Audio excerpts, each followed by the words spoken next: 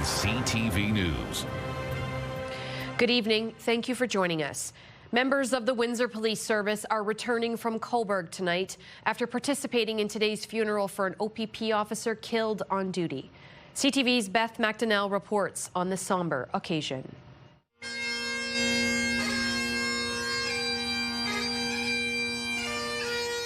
Inside the Cobourg Community Centre mourning Sergeant Brandon Malcolm, people gathered in the hundreds for his police funeral. The room filled with fellow officers, dignitaries, friends, and family. It just doesn't feel real. And yet, even in this unbearable pain, I know this. He died doing what he believed in. And that is the kind of man he was. Selfless, brave, and full of love.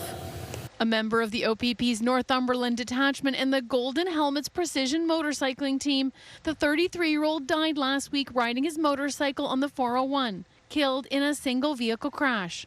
Speakers shared memories about his larger-than-life personality, positive energy, and devotion to his job. It's no surprise that he was active with his local OPP association and that his office at home was lined with accolades for tremendous work he did. Outside, ahead of the funeral, a procession made its way from the funeral home in Oshawa to the service in Cobourg. And in the rain, OPP, RCMP, and other officers marched as people from the community lined the street to pay their respects. The impact of Malcolm's loss is being felt far beyond this community. Police officers traveled from across Ontario and as far as Manitoba and Quebec to honor his life and service. Beth McDonnell, CTV News. Two men are facing drug charges after being arrested while asleep in a stolen vehicle. On May 3rd on Olette Avenue, officers found two men slumped over. The vehicle had been running for so long the gas was gone and the battery dead. Inside the car, police found fentanyl, meth, and cocaine. Well, as predicted, gas shot up overnight. Everyone loves to complain about how high gas prices are and how it's making it more expensive to get to work. But today, our Travis Fortnum went out to see what it's like when driving is your livelihood. If you think you are spending a lot on gas these days, imagine how people who drive for a living, like Sean Sajad, are holding up. I'm a driving sector.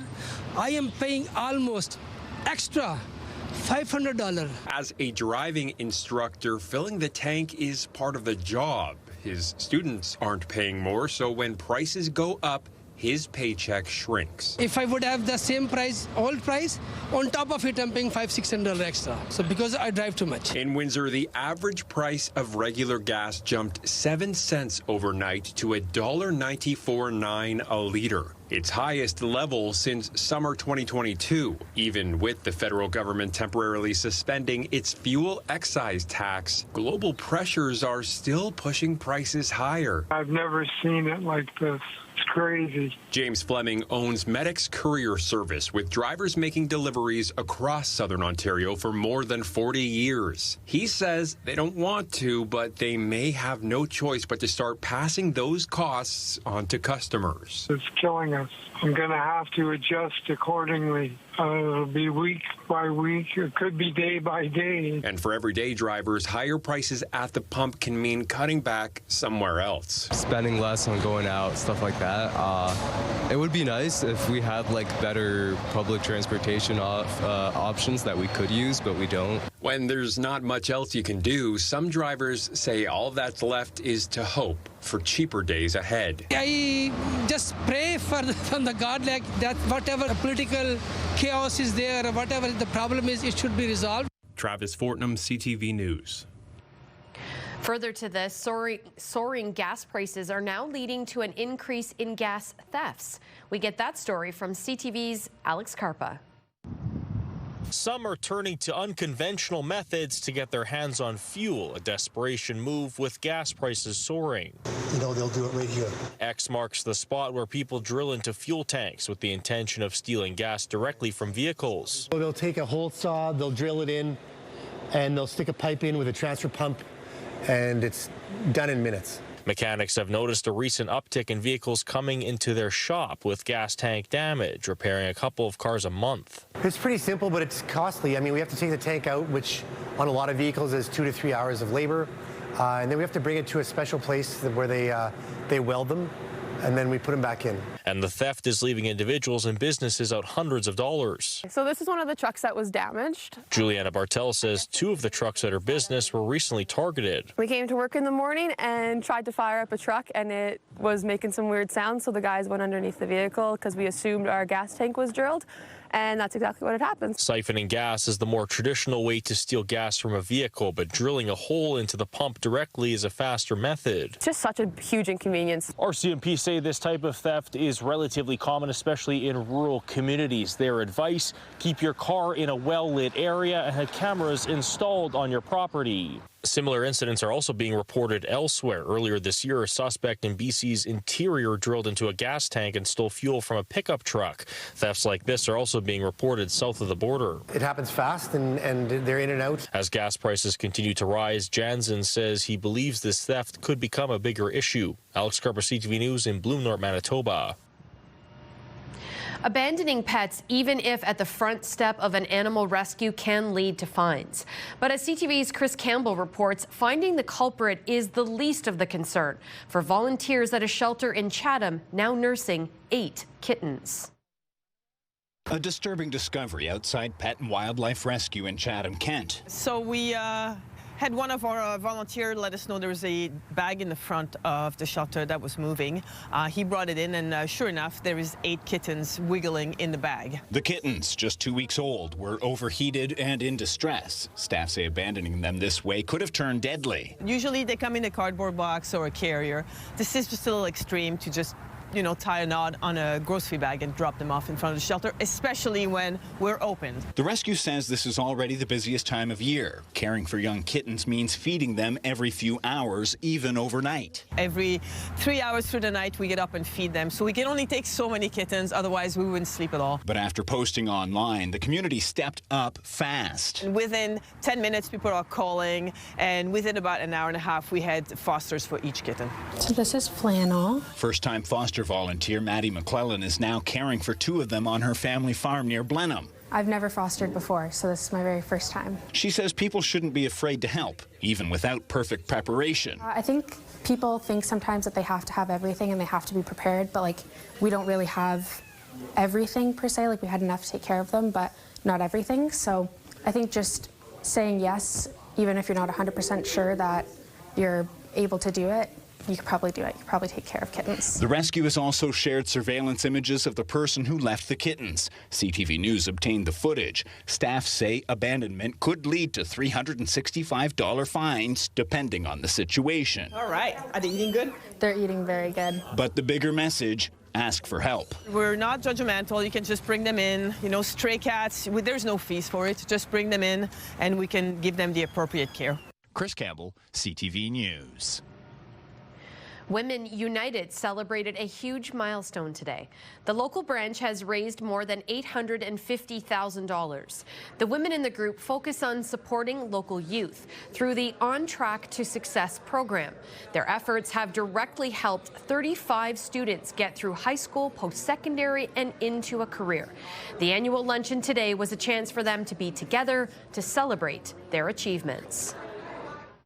When you have a group of close to 300 women in one room, the energy is amazing. It's honestly our favorite event of the year because of that. The power of volunteering and the impact we can each make alone, but when we all come together, I call it the ripple becomes a tidal wave, and we're unstoppable when we all come together. And that's what this is all about today.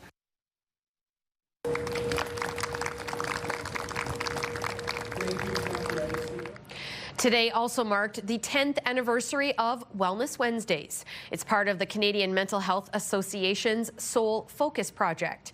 What started as a workplace break for employees at Caesars Windsor and the City of Windsor has grown into a citywide movement. Each Wednesday in May, walkers gather at Charles Clark Square at 12:30 to walk for an hour down to the riverfront and back. And there's still time to help. Ronald McDonald.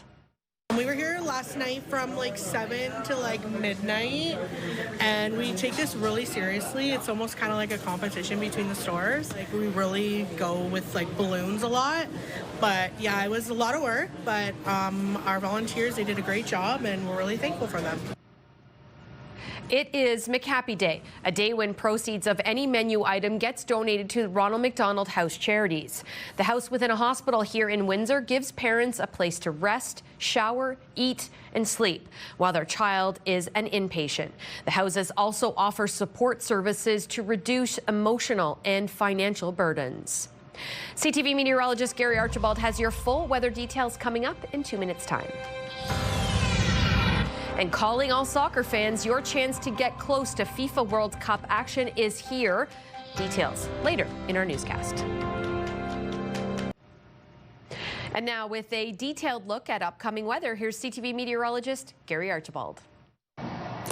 Good evening, Michelle. Good evening, folks. Chilly tonight. Lower single digits anticipated, maybe 2 or 3 degrees above the freezing mark as we approach sunrise tomorrow morning. Some areas will see likely the freezing mark, if not slightly below it, and they are marked in yellow. Those municipalities stretch anywhere from just southwest of London and west of London to just north of Chatham-Kent. But I think some areas close to Chatham-Kent, if not Chatham-Kent proper, could be looking at a freezing zone, an area of freezing through the overnight. So watch out for it. Assume that it's a likelihood. Temperatures about 5 degrees below seasonal today.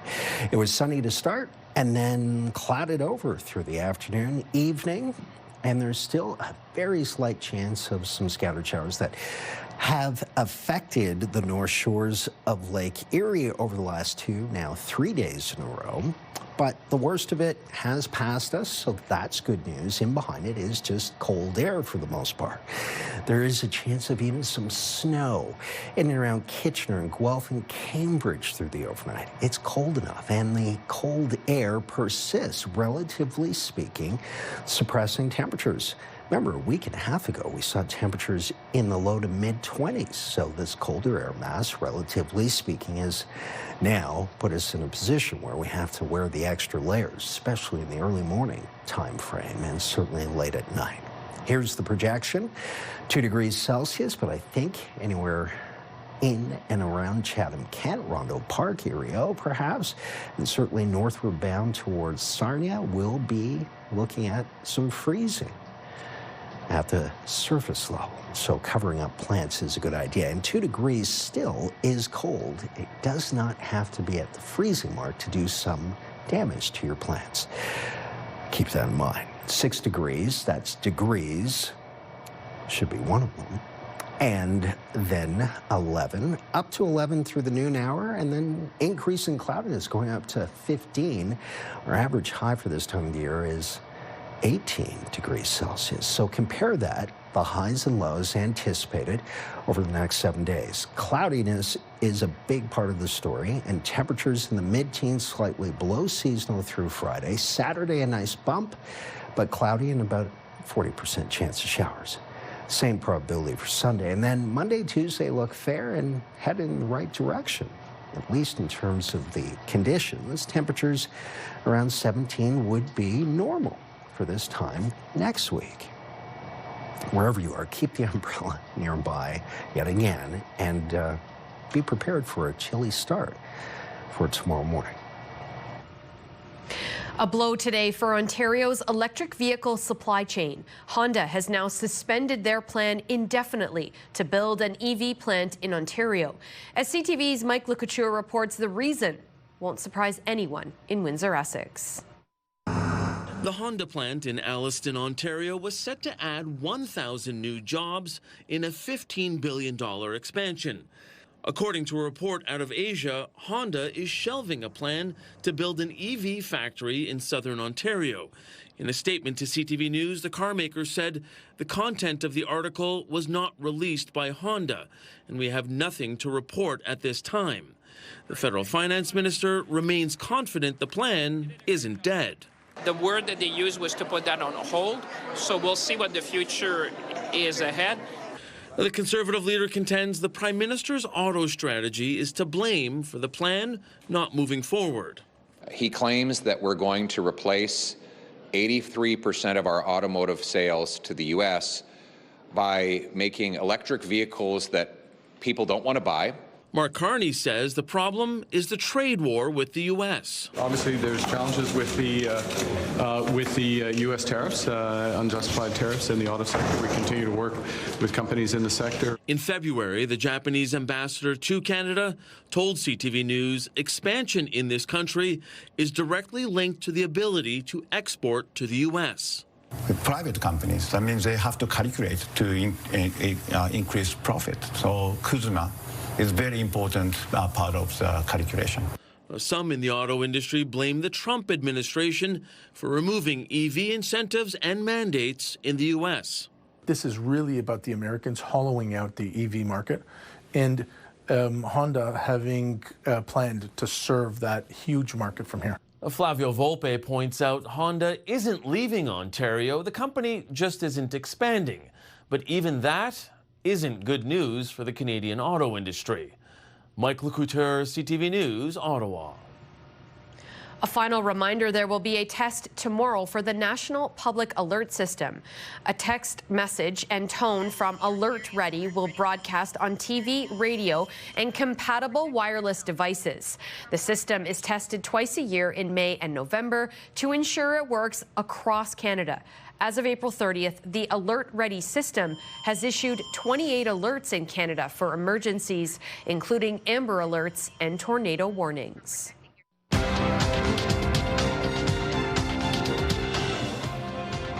On the markets, the TSX climbed 415 points. In New York, the Dow added 612, the Nasdaq up 513. The Canadian dollar fell 0.05 of a cent today, and on commodity markets, gold gained about $135 an ounce. Oil dropped more than $7 a barrel. Start your day with the latest local news. By signing up for our newsletter, you'll get direct local content straight from CTV Windsor to your inbox, including top stories, the forecast, and videos. You can sign up at ctvnewswindsor.ca. Tickets for Toronto's FIFA Fan Fest are now on sale. General admission tickets for the event in Fort York and the Bentway are free, but there are also premium passes available for between $100 and $300. World Cup matches will be broadcast on large screens at Fan Fest. There will also be live entertainment and more than 30 food vendors serving food from around the world. Closer to home, big news for local hockey fans. Detroit is getting another professional league. CTV's Sanjay Maru has the details. Detroit is officially getting in the game, joining the Professional Women's Hockey League next season, bringing the league's total to 9 teams. After the PWHL launched on New Year's Day 2024, Detroit quickly became one of its strongest test markets. The city has hosted 4 neutral site games, more than any other city without a PWHL team, helping prove the market could support a permanent franchise. The energy, the attendance, the engagement, the passion, you have set the bar for what hockey fans can be and should be. This market is ready for its own team. The fans told us so. It's a history-making announcement that means the world to Paige Poland, who, when it comes to hockey, knows a thing or two about making history herself. The 19-year-old was on St. Clair College's first women's competitive extramural hockey team, and she even scored its very first goal. It is super exciting. It shows how fast the women's game is growing and how much demand there is for it. Adding a team in a big market like Detroit only makes the league stronger. For Windsor hockey fans like Alicia Higgison, who attended a PWHL game in Detroit with her 3 daughters, the league's expansion into the Motor City is a chance to be there from the beginning. How great is that going to be when we're older and talking to our kids about that team and that we were there from the start? And for Higgison, that moment fits into something bigger happening across women's sports. I think we as women have known that this was a thing that we should be paying attention to. It took everybody a little longer, before, we're okay to wait, but now is our time. The league plans to add up to 4 new teams ahead of next season, and officials say anyone looking to support Detroit's new professional women's hockey team can start placing deposits on season tickets right now. Everyone can go watch. Their favorite players are going to be there. It's super inspiring. They can picture themselves getting there one day, and I think there could be a real future there. Light up this arena for the PWHL! Sanjay Maru, CTV News. Sticking with sports, a Windsor man has won the Waco Kickboxing National Championship. I'm really glad that my team helped me really well. We all the hours we put in every weekend, you know. Man, I'm just so glad it worked out. I'm so glad that all that time I put in really went to good use. And then now I'm actually hyped to get another one, you know. I got some more coming, and it's good motivation. Davide Finazio shared his win with teammates during last night's training session. He beat a Muay Thai champion in his first match in the 75K division. Finazio got a walkover in his second match because his opponent didn't make weight. That was a blessing in disguise. It allowed Finazio to rest and recharge for the championship match where he beat Nathan Ramos. This is Finazio's first national title. If I didn't have this team to work with, you know, I wouldn't even be here. I wouldn't even be training for the Nationals at all, right? My coaches, my teammates, I'm honestly just proud of how we could put together this work and, you know, come together for a common cause, right? Get that belt. And I hope it inspires my teammates also to do better and chase their own dreams, you know?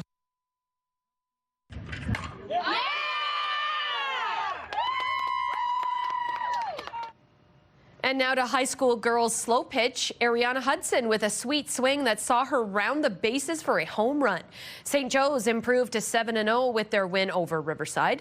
Hudson is heading to Northwood University in Midland, Michigan later this year. She's already playing ball in Michigan to get ready. I have to make sure my pitching is A-game, and obviously I've been throwing a lot of different pitches, so I've been working on them, working them into the games, and I found that it's been working out pretty well. What's your favorite pitch? I like a screwball. This is my favorite pitch, my go-to. It's something different, you know, curves away from the batter for most people, so it's kind of hard to hit. You can find Bob's weekly segment on the sidelines in one handy place on our website, ctvnewswindsor.ca. We'll be right back. Discussion here at Windsor City Hall. Windsor's top stories. A major project is about to get underway. Breaking news alerts. Severe weather is a possibility. And watch live. Good evening, and thank you for joining us. Download the CTV News app.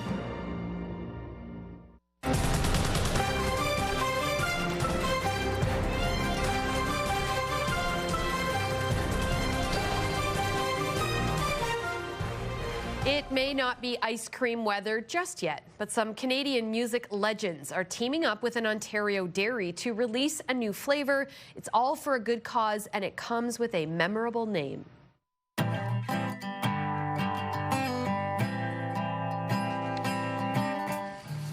Kawartha Dairy says it's partnering with The Hip to create its new flavor, the Tragically Chip. It's a mix of maple whiskey flavored ice cream with dark chocolate chunks and cherry ripple. The company notes it was founded in Bob Cajun, which is also the name of one of The Hip's most beloved songs. The Tragically Chip goes on sale in June, with a portion of sales going to breakfast clubs of Canada. And some big stars are lending their talents to the Rolling Stones' latest album.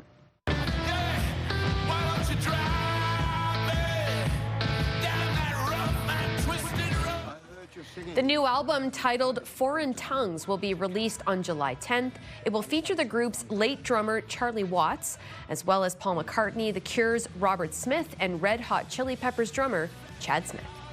All right, let's check in one last time with meteorologist Gary Archibald with his exclusive 7-day forecast. Michelle, I think through the overnight it will be chilly. Temperatures around +1, +2 for our neck of the woods.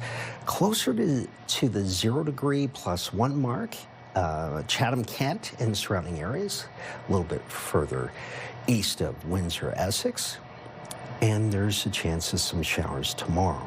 Showers also the story, potentially, and again, it's relatively low probability, 30 to 40%, but that's the stat for determining an occurrence of active weather over the next 4 days straight.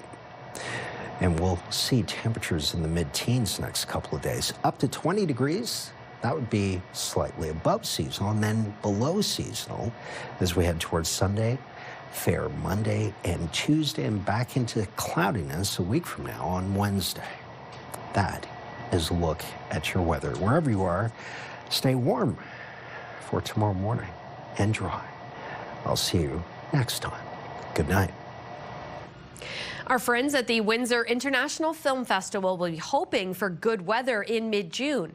They're bringing back Whiff Under the Stars. The free movie lineup includes Zootopia 2, Lilo and Stitch, and Alice in Wonderland. They're also going to be screening major blockbusters, including Sinners and Weapons. The screenings run June 12th through the 14th on the front lawn in front of the Downtown Aquatic Center. It's a favorite event of ours for sure because it brings out so many people from all walks of life all across the community. So whether you're doing kids films or date night films or action films, everything in between, people can come and enjoy and just hang out, bring their blanket, bring their chair. It's all free for people.